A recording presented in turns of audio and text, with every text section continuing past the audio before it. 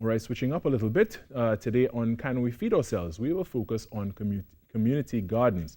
Our guest today is Gayatri Singh Ramlagan, Agricultural Officer 1, Ministry of Agriculture, Land and Fisheries Extension Training and Information Services Division.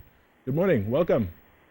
Good morning, thank you, Carrie. It's a pleasure to be here. It's a pleasure to have you here. So let's start off. What's a community garden, really?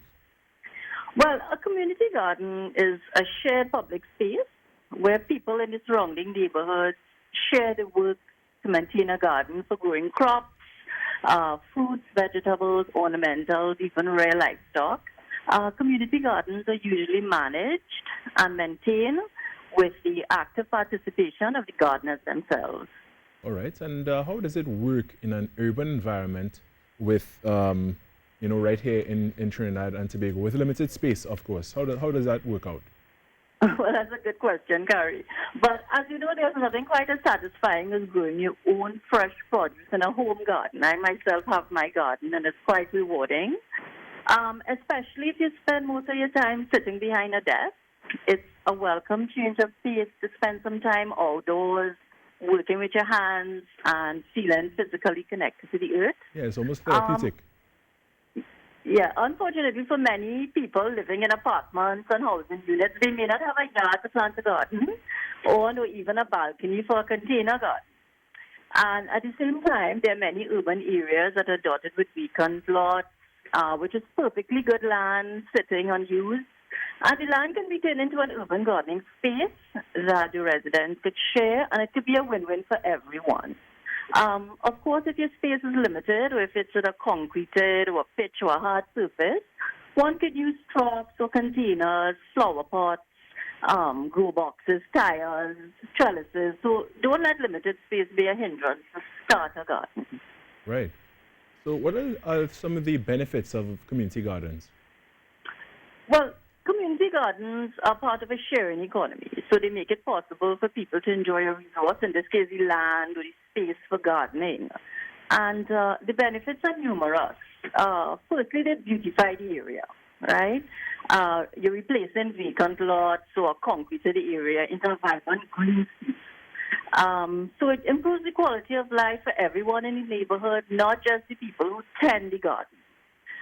Community gardens also provide fresh, delicious produce for families, right? So improving their diets and overall health.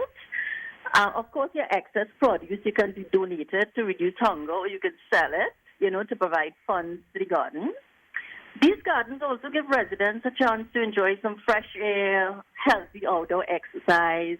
They provide a peaceful retreat from noise and the bustle of an urban neighborhood, as you know.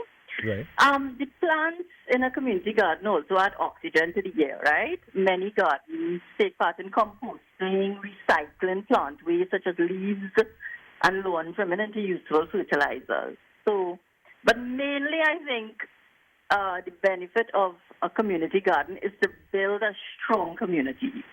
It gives people a chance to connect with their neighbors. As you know, gardeners also feel personally invested in the places where they live, and they have a sense of ownership and community spirit.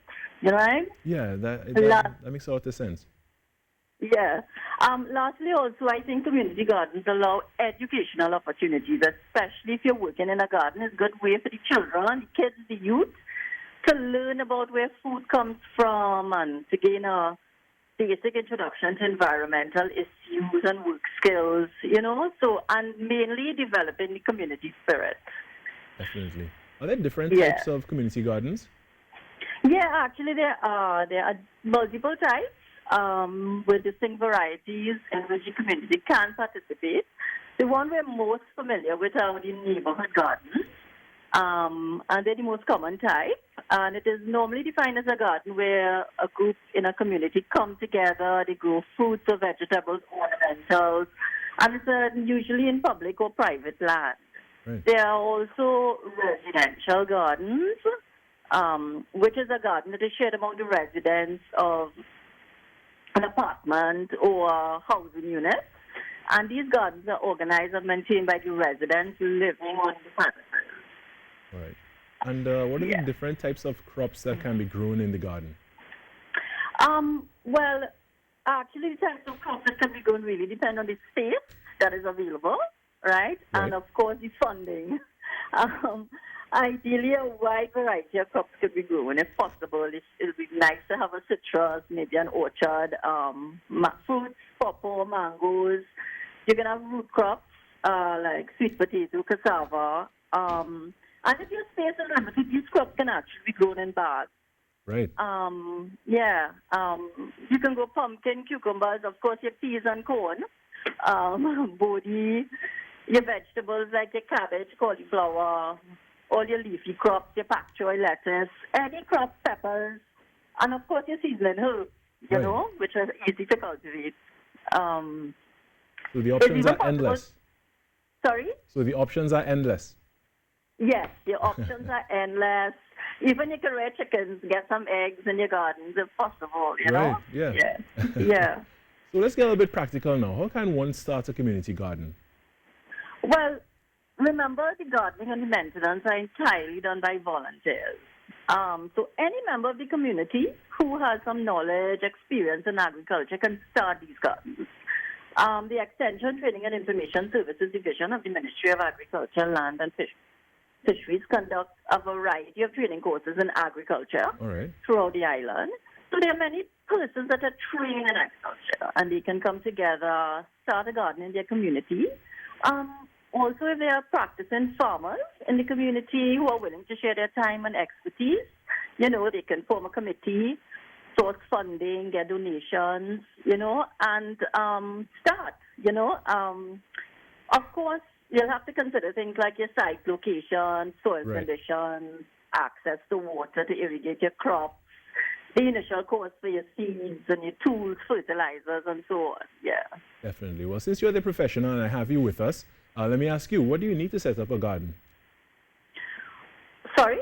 Since you're the professional, I could ask you the question, what do you need to set up a garden? Would set up sorry, your question is set up a community garden? Yeah, what do you need to really set one up? Well, as I said, you really just need a professional person to start. Sometimes you can elect a board member in a democratic fashion. You can have an appointed officer. Even some community gardens are managed by non-profit organizations. So it's just to have someone with the initiative to begin and to start the garden. That's really what you need. But I've not seen any of these in Trinidad myself, but are there any examples of community gardens here in Trinidad and Tobago? Yeah, there's one located at Maloney, but there are others. I think it's something that people are trying to start. But actually, there's no time like the present to begin one in your own community. Now, a lot of people are a little more conscious of health and, you know, the need to consume things that are organic and such. Can you grow crops organically or with pesticides in these gardens that you do in your community? Oh, sure, of course. You know, the Ministry of Agriculture always encourages gardeners to grow crops with limited use of pesticides. And if you do have to use, we encourage safer chemicals, what is called the BT, capital B, capital T, insecticides. Right. And you can make your own chemical pesticides using pepper, garlic, neem. You know, there's soybean oil, nutmeg oil, and so on. You could also practice things like companion planting, trap cropping, using yellow sticky tape to reduce some pest numbers. And if you have to use chemicals, we really would recommend you use the blue and green label chemicals, which are the safer chemicals. So it's quite possible to grow your crops, you know, with limited pesticide use. All right, and thank you for answering that question for us. And with that, I do have to wrap. I want to thank you, Gayatri Singh Ramlagan, Agriculture Officer 1, for chatting with us.